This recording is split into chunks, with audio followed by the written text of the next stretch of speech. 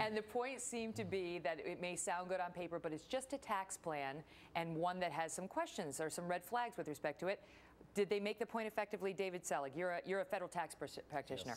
Yes. It's really interesting. It's an entirely new approach, but it doesn't address all the present litigation, all the people who are under examination and audit, and then, of course, all the resistance, particularly in states where there is no sales tax or the sales tax is significantly a lesser amount. So I think it is a fast answer to a fairly complex problem. I'd like to preface it by saying I do believe in the Internal Revenue Code. It just has to be administrated. You're the one. Okay, so let me ask you this. Was there anybody there who liked Kane before last night and then had new questions about the 999 plan as a result of what they heard? Kane's fantastic. I mean, and it's great. You love Kane. Yeah, I love Kane. You're Dee Banky, yes. GOP strategist. Yes, he's great. He doesn't come up with the regular talking points. He is somebody who started with basically nothing and grew Godfather's Pizza, and he's a cancer survivor, and he came up with a plan. And frankly, Mr. IRS, the IRS sucks. It's awful. It's too complex. It's too difficult, and that's why the corporations are able to use all the money to get out of it. I like 999. It's simple. Simplicity is better with the tax code. Something like brain surgery so we can all understand it. Terrible. Nobody can understand it. Yep, plenty of people can understand it. We need to simplify it. I bet you $1 that almost But he doesn't want to simplify. He wants to throw it out. Of course he does, and that's his job. But, I mean, Herman Cain wants to throw it out altogether. Yeah. Speaking of pizza, there was this comment by John Huntsman that I want to ask you about. Listen to this. I think it's a catchy phrase. In fact, I thought it was the price of a pizza when I first heard about it.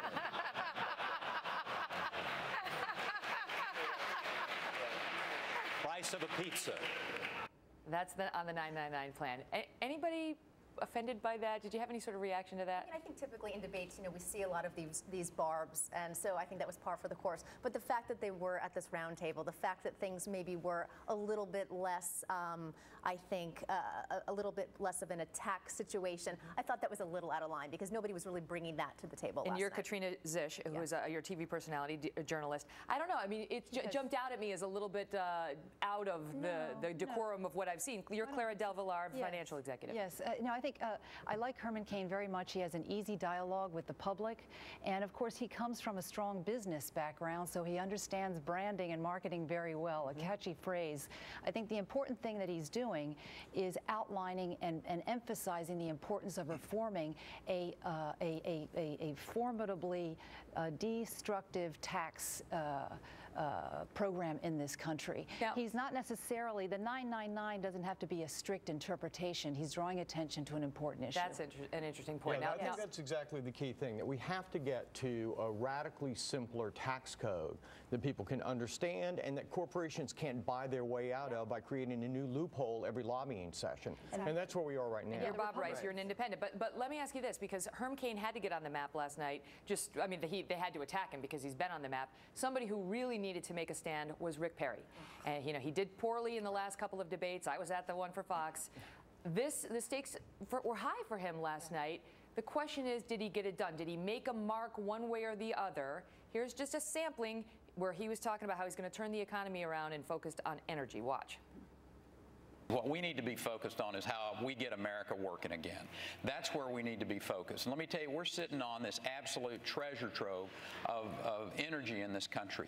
And I don't need 999. We don't need any plan to pass Congress. We need to get a president of the United States that is committed to passing the types of regulations, pulling the regulations back, freeing this country to go develop the energy industry that we have in this country. I can promise you that we do that, and we'll create an environment in this country where the manufacturing will come back to this country. We did it in Texas.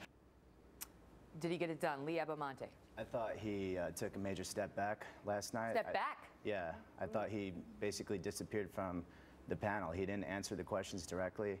When talking about the economy, he didn't even really talk about his economic plan. He kept saying, I'm going to lay it out over the next 3 days. Right.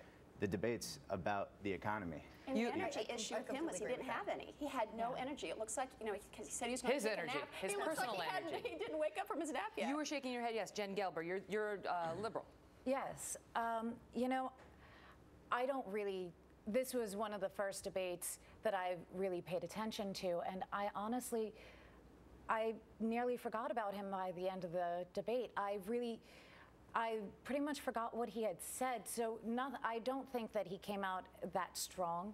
I don't think that if he had been slipping in the polls, I don't know if he'd redeemed himself. He turned it around. No, last I night. don't The think that unfortunate at thing is, all. the unfortunate thing is he has some very meaningful things to say about energy. I've been in the clean technology world for the last 5 years, and the reality is that it's been a fantasy to develop renewables as a scalable energy projection. And what he's trying to bring to the table, which he's unable to express, is the fact that natural gas, oil, et cetera, we have the resources in this country to be energy independent, and we are not developing it, and we have a way to do it. It's been a big issue for him coming from Texas in particular. But let me, now, Rick Perry is obviously not as smooth as some of the other candidates, in particular Mitt Romney.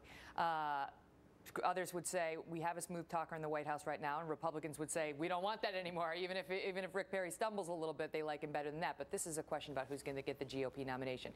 Watch Mitt Romney defending himself on the topic of health care. I'm proud of what we were able to accomplish. I'll tell you this, though. We have the lowest number of kids as a percentage uninsured of any state in America. You have the highest.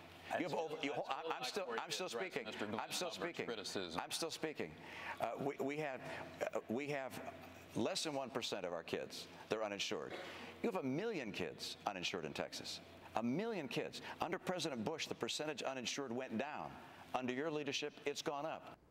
Jesse Murphy, is he persuading you?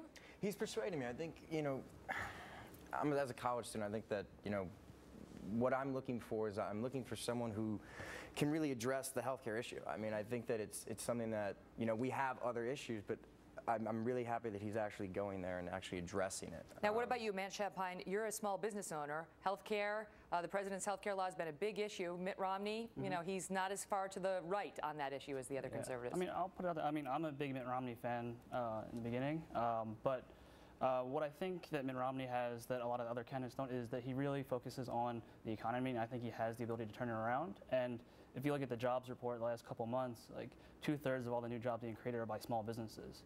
So I want a candidate that can actually turn that around and really focus on what we need to build our companies up. And let me ask you this. I want to go around and just ask real quickly. After last night, who would you vote for if the vote were tomorrow? If it's tomorrow, I'm going with Romney. I think, I want someone that's going to win for the people. I feel like that's kind of what you were saying. Bob, quickly. I think you have to say that he's almost the presumptive winner at this point, and I think he's going to garner almost all the votes. And Romney's prepared. If we're talking about last night's candidates, then I would say Romney. He's the smoothest. Truthfully, I don't really like any of them, but if I had to pick, it'd be either Kane or Romney, and I'd probably go with Romney, although I'm not happy about it. You don't feel good about it, Katrina? Yeah, I'm still undecided. Need to know more about Kane. Romney.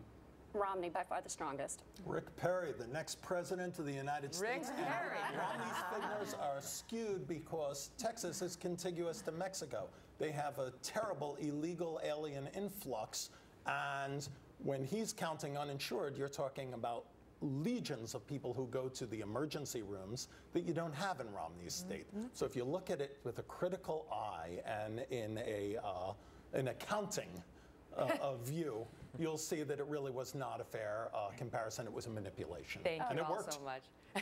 Thank you all so much. I appreciate your insights on it. All the best. Well, that was interesting. What do you think? Let me know at Kelly@foxnews.com. In the meantime, there are new questions raised